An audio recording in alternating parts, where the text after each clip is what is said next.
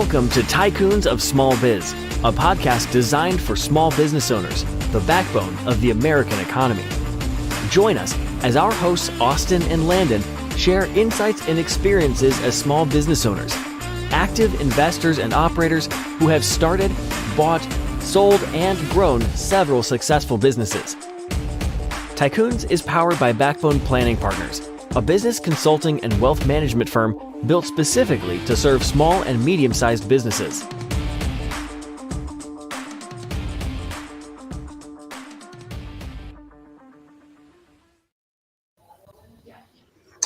Hello, Tycoons, and welcome to today's episode of Tycoons of Small Biz. I'm your host, Austin Peterson, coming to you live from Gilbert, Arizona.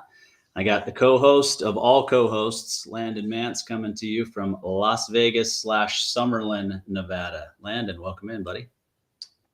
Thank you, sir. Excited for the chat today. I'm glad you got the memo that we were wearing the same shirt or same quarter zip jacket today. Matchy. Yeah, we're basically twins anyway. I think everybody knows that. So yeah, more or less. Yeah.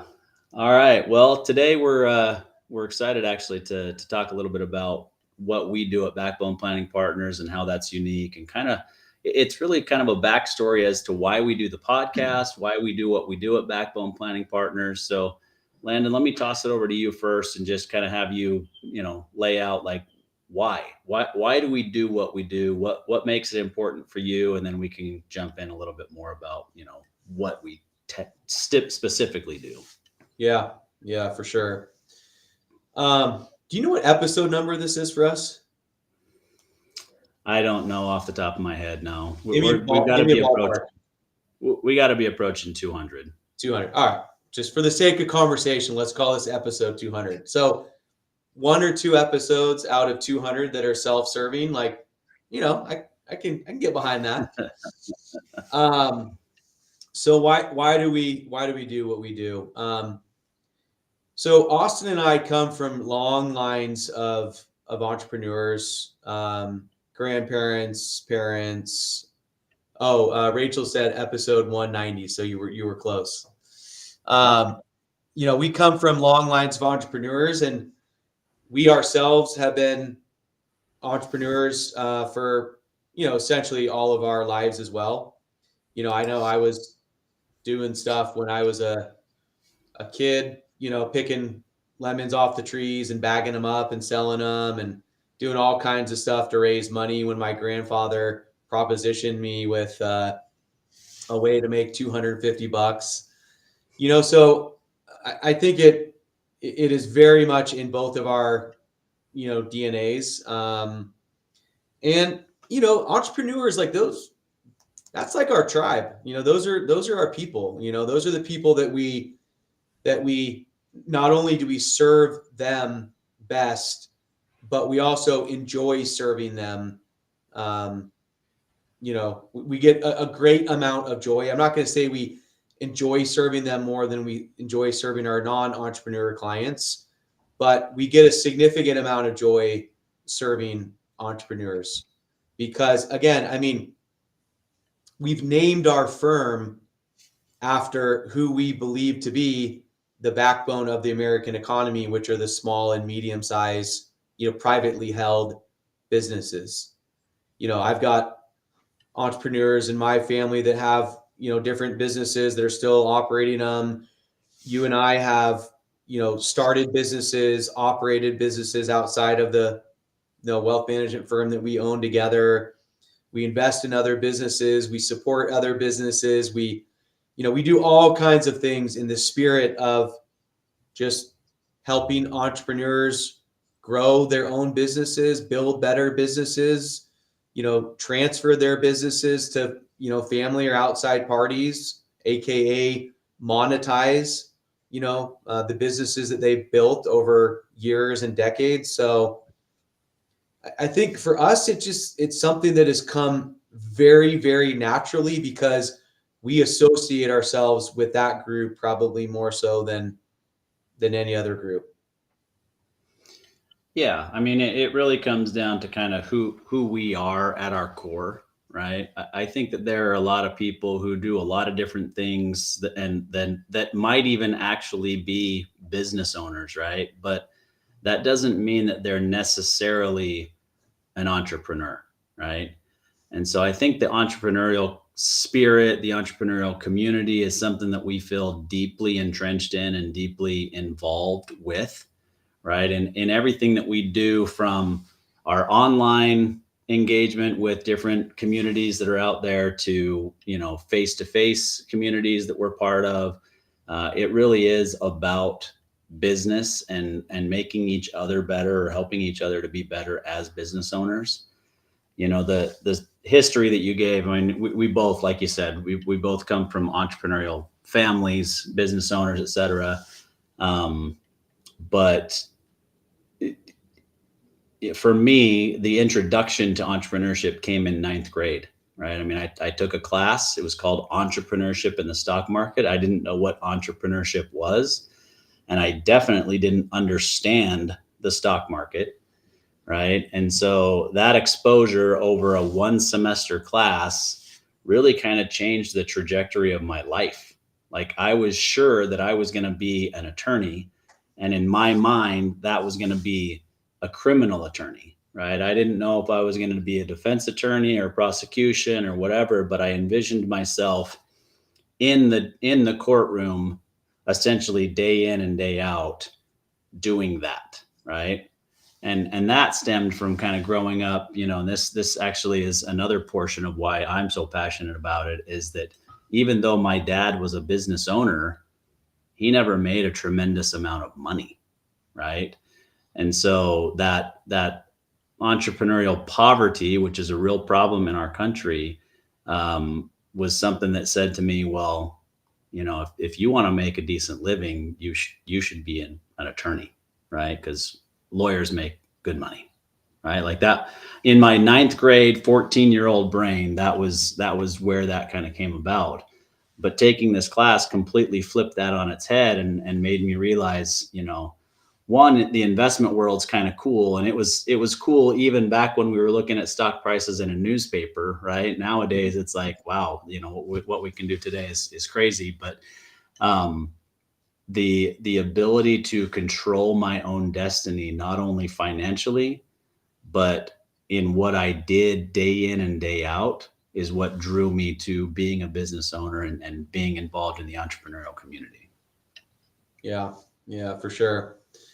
All right. So totally unscripted. But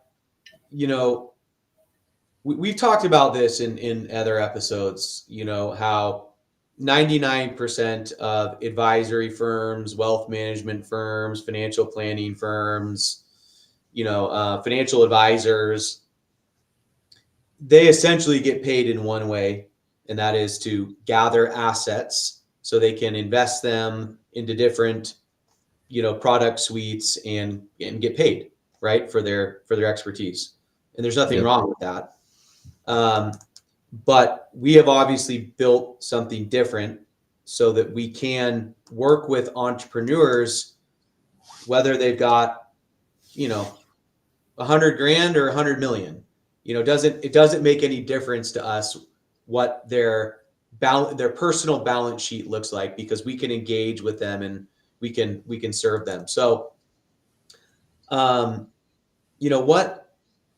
a firm, we're calling ourselves, entrepreneurs, right, first, and then we're kind of, wealth managers second. So keeping all that in mind, like what makes us different and have a unique ability to serve the entrepreneurial community over the vast majority of our counterparts? Yeah, I mean, I think it's a great question, and one that, in short snippets on social media or in quick interactions with people, I think we both still struggle with conveying that. The best way that I've kind of come up with it over the last few years is to say that we are like the perfect cross between a financial advisory firm or an investment advisory or a financial planning firm and a business consulting firm. right? And I think that kind of at least gives people the ability to understand, what we truly do. So I'll give you an example, and I plan on being really direct. So hopefully people who are listening are okay with the fact that I'm really direct about this, because like you said, financial planners that do it that way that you described, right? Gather assets, manage the assets, and maybe they're doing some planning along the way, and it's becoming more and more commonplace for there to be some planning done along the way. But in the past, financial planning, as far as the investment advisory community was concerned, was forecasting how much money you have, how much you need to save so that you can retire comfortably at a certain age. That was the extent of financial planning, right? Mm-hmm. And so we go way deeper than that. I mean, charitable planning, gifting, estate planning, there's so many other aspects to planning that are being explored inside of our firm, which was already a differentiator. But then when you add in the business aspect, is where it becomes different, right? Because you mentioned in your introduction, like we've built, we've bought, we've sold, we've closed, we've done all of these different things with all of these different businesses together and separately throughout, multiple decades of time. And so we have this understanding and ability to know what an entrepreneur or a business owner is dealing with, and to give them guidance on their business itself, right? Because here's the reality, Landon.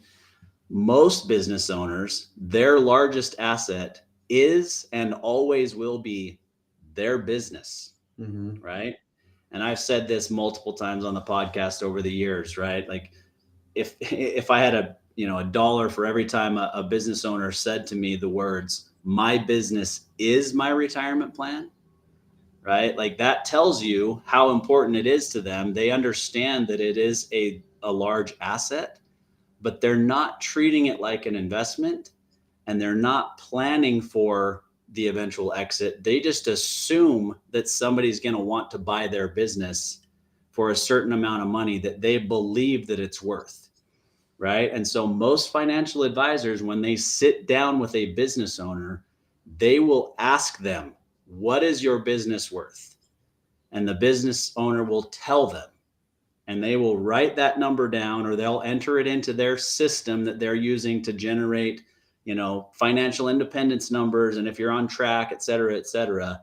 And that's the extent of their business owner planning, right? They're not taking it any further than that. And we, day in and day out, dig in and help them not only look at their business differently, plan for it strategically, help it run more operationally efficiently than it is today. But by doing those things, we're then planning for that eventual exit and helping them to have a business that truly is transferable. Like that is what makes us different. That is something that is very different than it's out there in the marketplace. It's very rare. I mean, I think in almost 25 years of me doing this, I've come across one firm that does maybe not exact, but very, very close to what we do for our clients. And that's one. There are 300,000 financial/investment advisors in this country. You and I are two of those 300,000. And I've seen one other firm in that period of time that does what we do specifically for business owners. Yeah. It makes me think about the other advisors that serve business owners. Okay. Albeit each and every one of them has an important role. So let's list off the top ones. You've got your CPA, your financial advisor, maybe an insurance guy or gal. You've got an attorney, right? And there could be multiple attorneys. You could have a estate planning attorney. You could have a business attorney. Maybe you've got whatever. You've got a couple different attorneys potentially. You might have a consultant, small business consultant. You might have a business coach. And I'm sure there's more, but those are going to be, the top 5 to 7.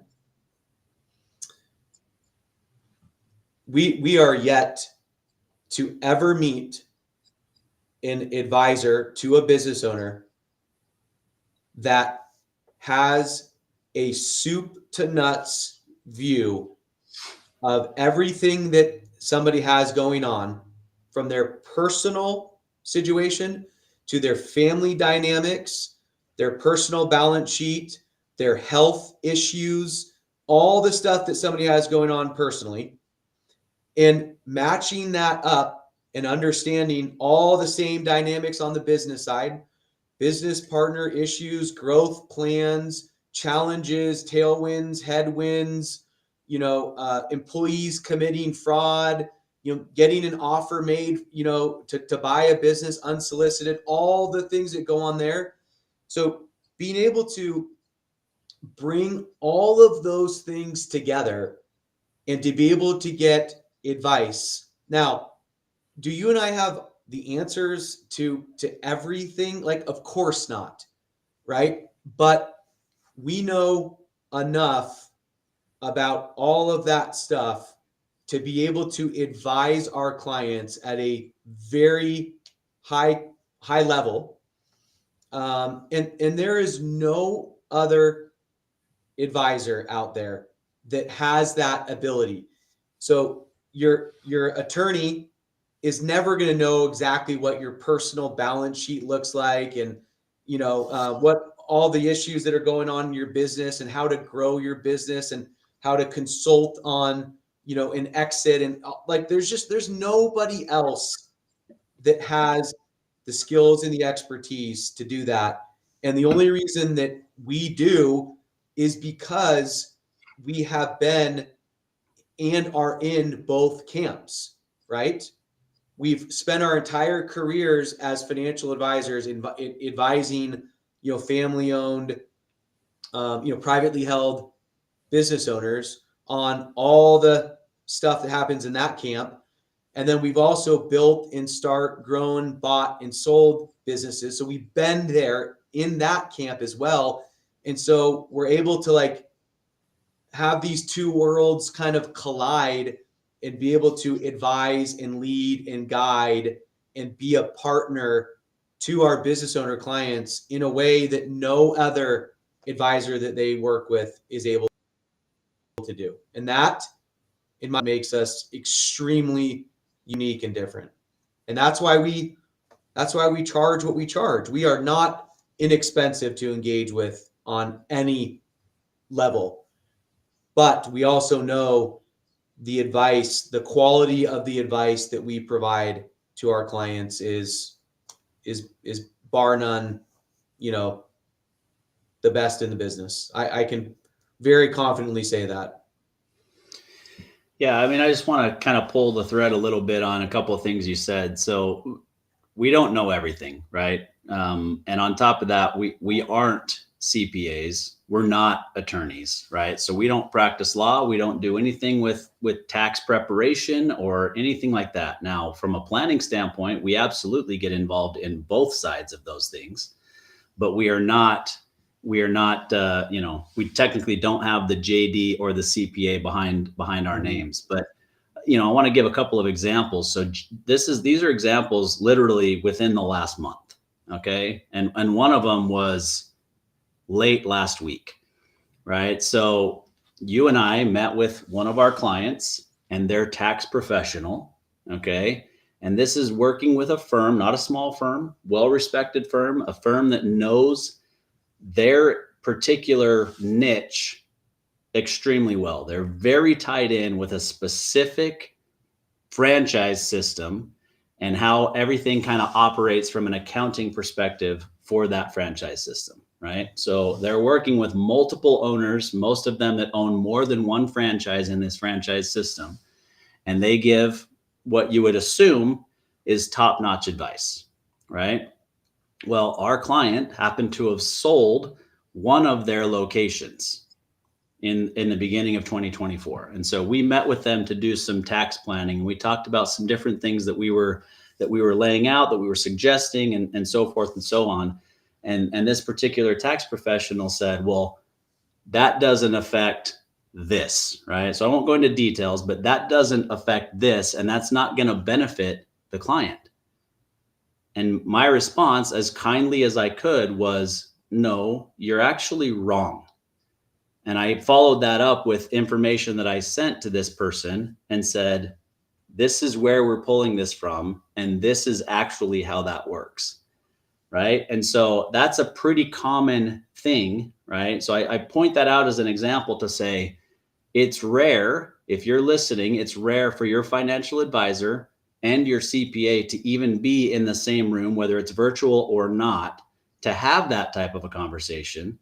But doing that is what leads to the best outcomes, because our client may have received advice from their tax professional and then come back to us, or made a decision based on what the tax professional said, even though that tax professional, because their area of expertise is not in this particular aspect of things, that they give them wrong advice, right? Or they're receiving advice in a vacuum rather than collaborating and coordinating with all of the professionals together. Okay. Mm-hmm. So one example. Second example is with another one of our clients, another business owner client, where I met separately with the estate planning attorney before we met with the client and the estate planning attorney together. And I basically kind of laid out, I said, there's a lot of design work that we've kind of already done from an estate planning perspective. And there's probably not a whole lot of design work that you're going to have to do for this particular client to update their estate plan. And, this person's a really nice person, but he tried to put me on my heels when I said that and said, great, tell me what the design is then. Right. And he was trying to kind of push forward and basically say, well, if you think you're the expert, then why don't you tell me what the design is then? Well, 10 minutes later, he was shocked to find out that my design was exactly what he was going to recommend. And we were able to talk through that. And it's a particular design that is very prevalent in the business owner space, but super uncommon with financial advisors overall, right? And that particular estate planning attorney followed that up with, you're the first advisor that I've met in over 20 years that even understood what it was, how it was used, and why we would use it in this particular situation.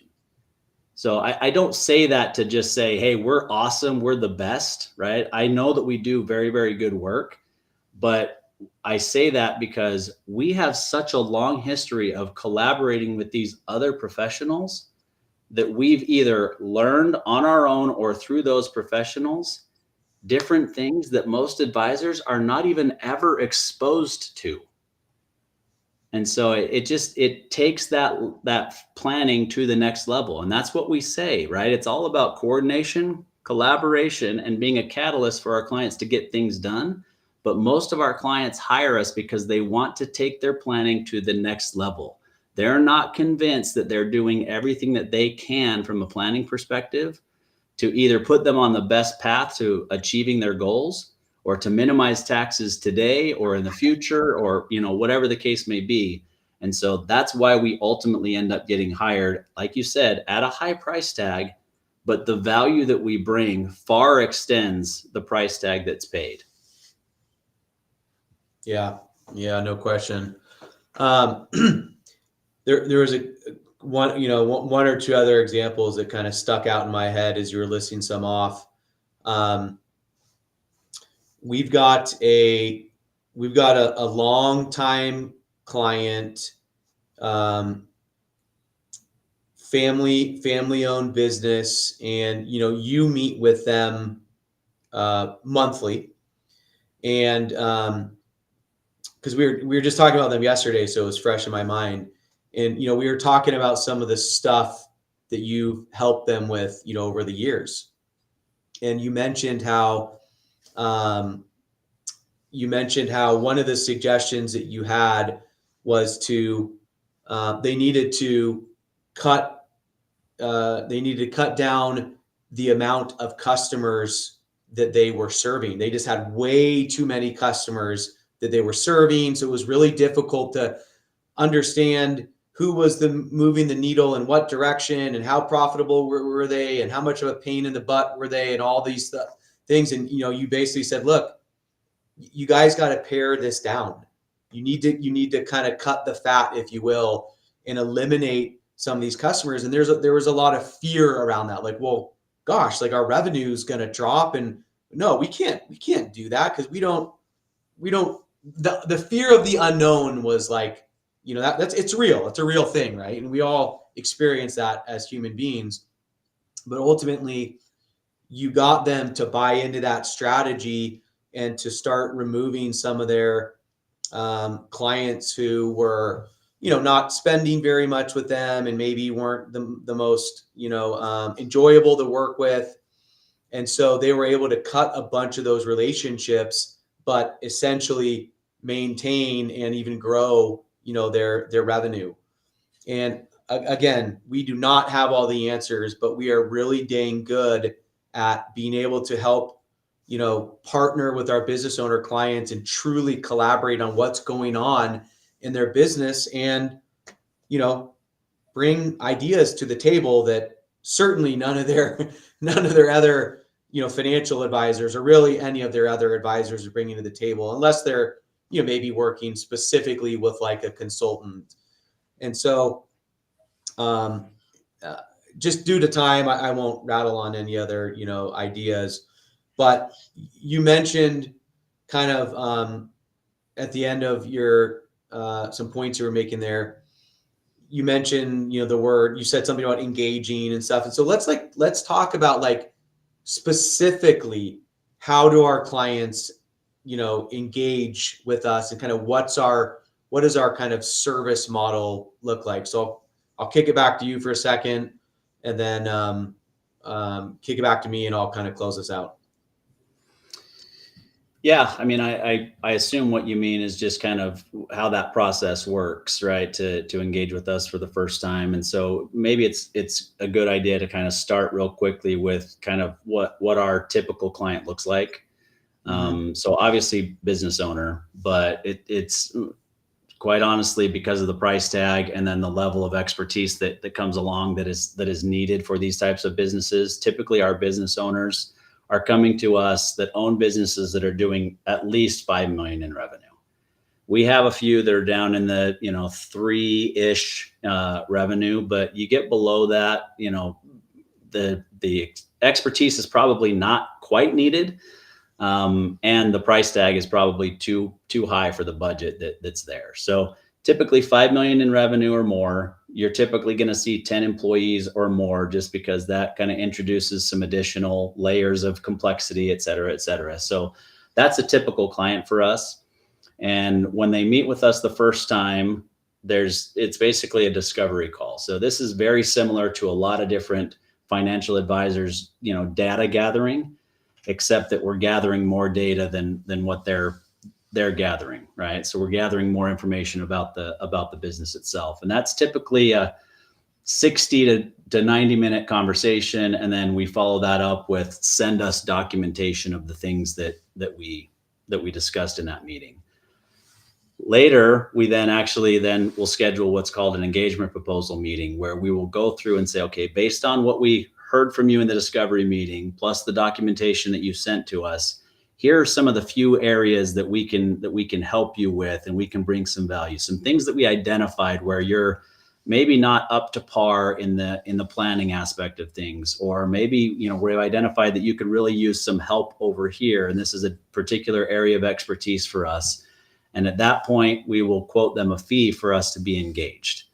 And that's an actual dollar amount that they're paying us, not based on their investments, for managing their investments the way most advisors will set this up. It's, you're paying us a fee just like you would pay a CPA or an attorney or anybody else like that, a consultant, to provide the advice that we will provide. And that's for a 1-year engagement. So some of them will pay it up front, some of them will pay it monthly, some quarterly, et cetera, et cetera.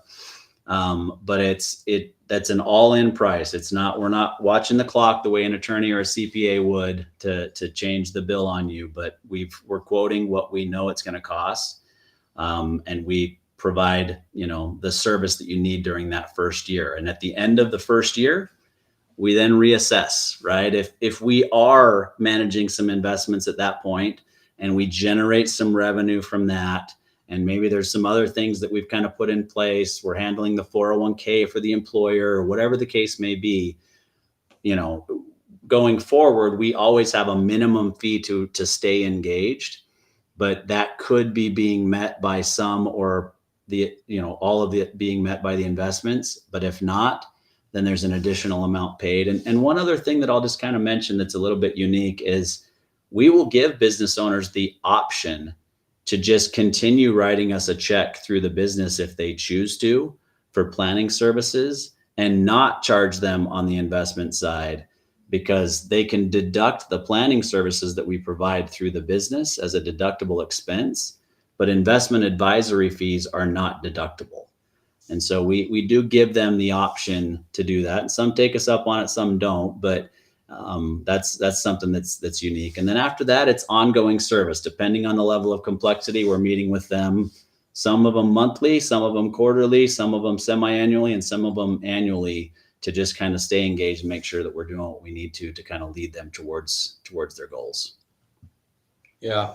That was quite comprehensive. So I don't have anything to add to that. I think you did a great job of laying that out. The only thing that I will add just to close out here, we're definitely at time, which is, our firm is still very boutique.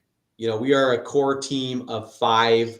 We've got some other independent contractors that work for us, doing, stuff.